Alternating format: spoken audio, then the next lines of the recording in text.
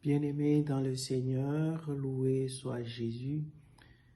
Nous continuons donc la méditation de la parole de Dieu en ces temps de Pâques et nous continuons à lire les livres des Actes des Apôtres et en ce lundi, c'est tiré du chapitre 4, versets 23 à 31 et l'évangile est celui encore de Saint Jean, cette fois-ci au chapitre 1, au chapitre 3, du verset 1 à 8.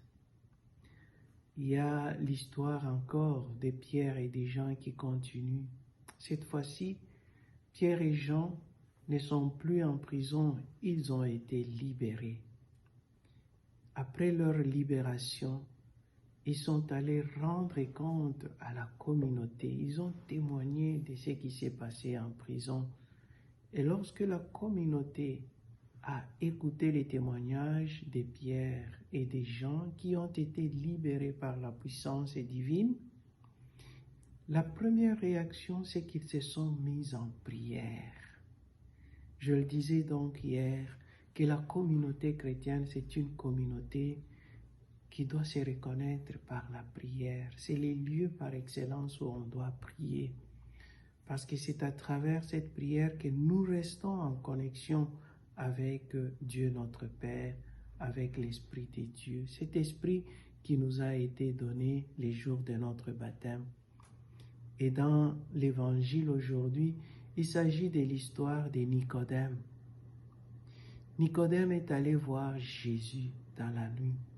Et Jésus lui a dit, Nicodème, à moins de naître de nouveau, sinon tu ne vas pas entrer dans le royaume des cieux.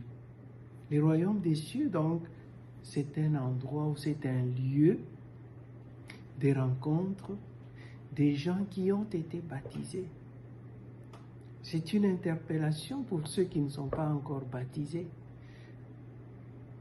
C'est une invitation pour nous de dire, si je ne reçois pas le baptême au nom de la Sainte Trinité, alors je m'exclus moi-même de ce royaume-là de Dieu. Chose intéressante, le jour du baptême, nous avons reçu en nous l'Esprit Saint. Cet Esprit Saint nous lance un défi aujourd'hui. Quel est ce défi? Avoir reçu l'Esprit de Dieu, nous devons à notre tour témoigner du Christ ressuscité. L'Esprit Saint supprime en nous la peur, l'angoisse. L'Esprit Saint, c'est celui-là aussi qui nous aide à bien prier.